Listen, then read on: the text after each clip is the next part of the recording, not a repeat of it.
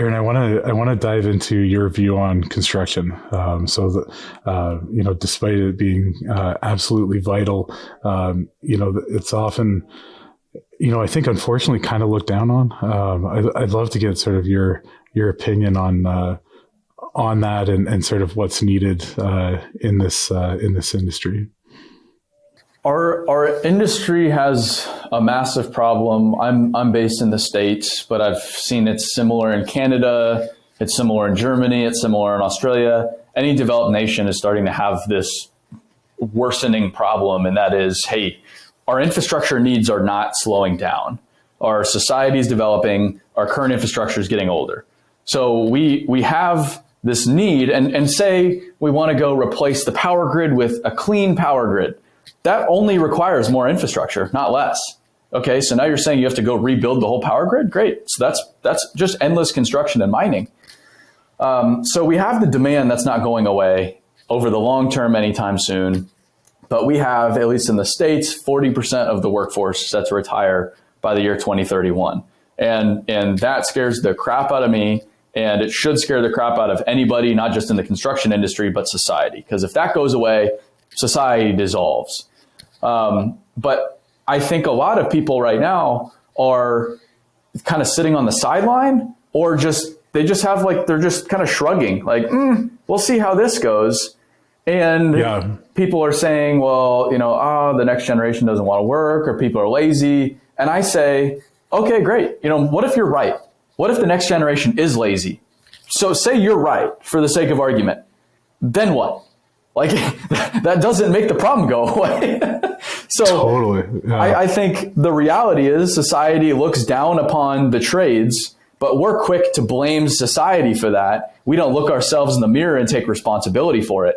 That's where it starts. I think if every contractor, everybody in the industry, no matter what position they're in, took some responsibility for the problem we're facing and said, I'm going to do something about it, we would see not only the labor problem start to solve itself, but society view our business, what we do, as noble. There was a study I saw about noble careers. So think a doctor, a teacher, someone in the military, and there were kind of three criteria to that.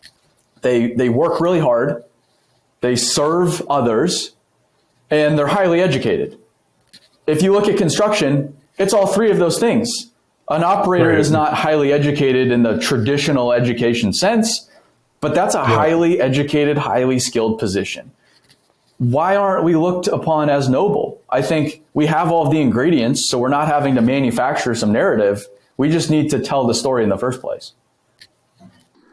I absolutely love this view. It's completely different than what most say on sort of relying on, trying to change the way society looks on us, rather than talking about, looking inward and how can we change it.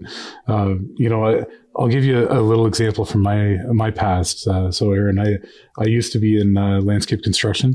And when I started, it's a long time ago, 15, probably close to 20 years ago, my first co-op job, probably 20 years ago now, I was working for a landscape company, and, not only was safety not really a thing, wearing hard hats and safety vests, but, most people weren't wearing shirts, right? Mm-hmm. Like we were out there, everyone's getting a suntan, working real hard, doing things like standing on the back of a skid steer, like the team, the people were the counterweight for the skid steer to be able to plant heavy trees. Sure. Yeah. Like just ridiculous stuff, right? But now I am seeing some, a lot of change, right? There's professionalism being brought out. It's not just the professionalism, it's the tech. These are super highly skilled jobs. They're very technical. We need to start celebrating them ourselves, not just society celebrating it, but I think everyone on these job sites, I would say all are proud of the work that they do, but, I think we should be proud about it. We should be coming home, talking to our families. We should be, sharing, to the broader, public or audience, exactly what that is. And that's what you're doing. That's what I see you doing. And I think it's really, really cool. Yeah, when I started the business, it was all about attract. But as I've spent more time in the industry, gone to more job sites, talked to more people, thought about the problem, I've started to recognize that it's not an attraction problem. We can keep putting as many people in the top of the funnel as we want, and they're going to keep getting run off. And that's because we're operating on this antiquated operating system. And we have to recognize that the world has shifted to be over here. And if we keep thinking, we want it to be where we are, but it's not. It's over here now. And we can go kick and scream and fight that all we want, but the problem only continues to get worse.